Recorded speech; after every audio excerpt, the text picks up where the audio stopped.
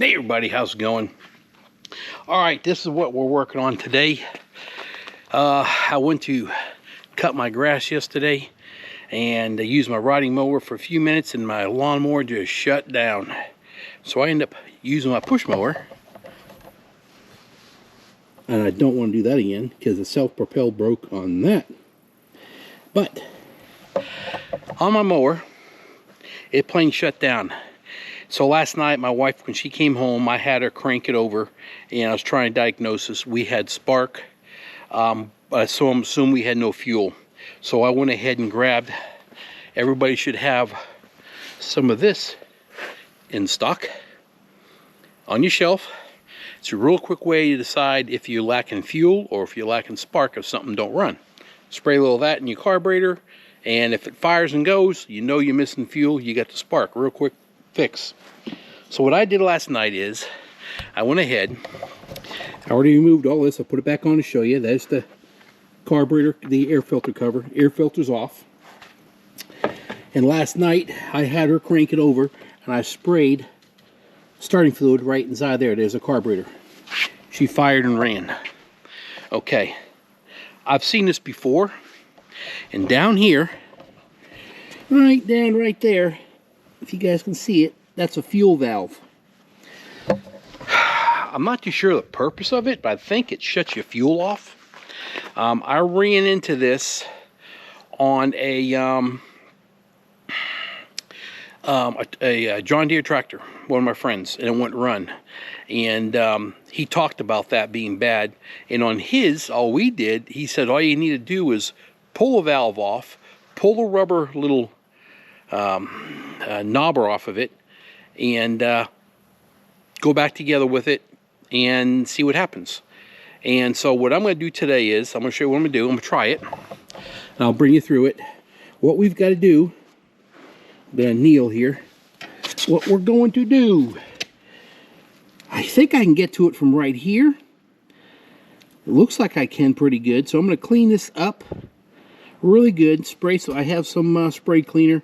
Clean it up, make it look good. I'm going to sneak in here, unscrew this. We'll pull it out and we'll show you what I'm going to do. All right, I got it cleaned up. Here's your little wire disconnect. One wire. This is only hot when the key's on to crank or running.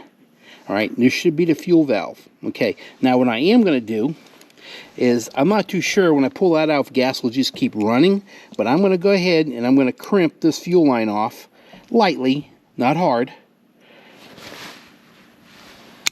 That should shut off any fuel that's going to pass through when we pull this out. I'm not too sure exact purpose of this, but I have seen this done. We've did it before. Takes a 1/2 inch wrench. And there we go. Let's unscrew this. And let's see what we're looking for. I do have rags down below. It should catch the fuel. Let me move the rags a little bit closer. There. All right, and here's the fuel valve. Now this here, what they say, gets stuck. And it is stuck. It won't move. This is when you put power to this, I think it's supposed to click down to make fuel flow into the carburetor. I think. I'm not too sure what exactly. But what they've said, what he said to do was take off that little rubber plunger boot on the top, like that. And that's all we need to do. And that's what we did to his, and his ran. So, let's go ahead and I'm going to put this back in. I got to put it on my left hand. Hopefully I don't block the way.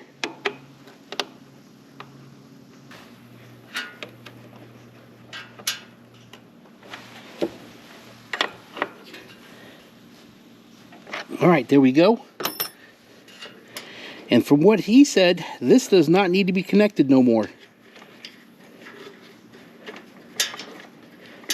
Because we're not going to be powering it. So, I'm going to take this fuel crimper off. It's off now. And I'm going to see if this thing will run.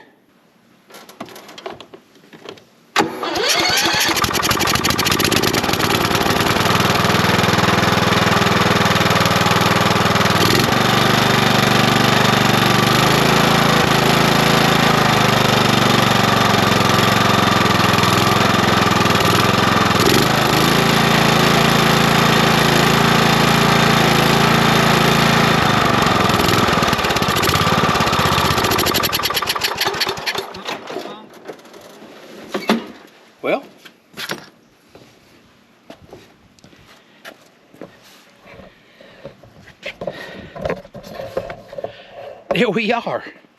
That was quick and easy. I don't know. I mean, it fires up and runs great. So what I'm going to do is kind of put everything back together again and go with it. It didn't run before I started this. I tried cranking over, it wouldn't go. But evidently, and this little plunger, it must, when you turn the key off, it's supposed to shut the fuel off. I mean, that's what a float's for, I guess.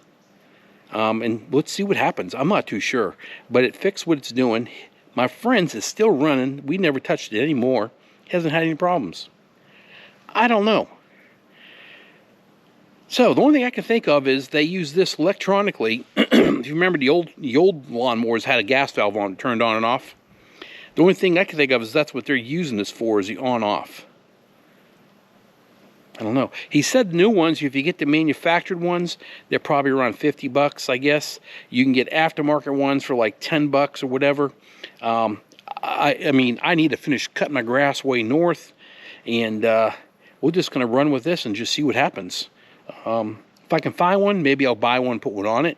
But for right now, we're going without a little plunger, but I'm going to keep it. All right, guys, that's for a Troy built. It's a Super Bronco. It has the Kohler motor, Courage 19. So I'm going to go ahead and put all my stuff back together. And boy, the motor's dirty. Whew. And we're going to go out and do some cutting and see how it goes. All right, I'll let you know. All right, I just finished cutting my lawn out there on the north side. It run perfect. It did backfire when you turned it off. And I remember hearing him say something about backfire, so maybe that has something to do about backfire when you turn them off. I don't know. But I am going to leave it here to make sure I don't see no gas coming out of here. If it's a fuel cutoff, I mean, it should have a float needle seat, which it does, so we should be fine there. So I'm just going to leave this off just to make sure. It's hot. And we're going to check it out, guys, see how it goes. But I got a feeling I fixed my problem, and I probably spent 5 minutes. You guys are going to see a video about 6 minutes. Anyway, it's fixed. Happy camper here. All right, we'll see you all later. Bye.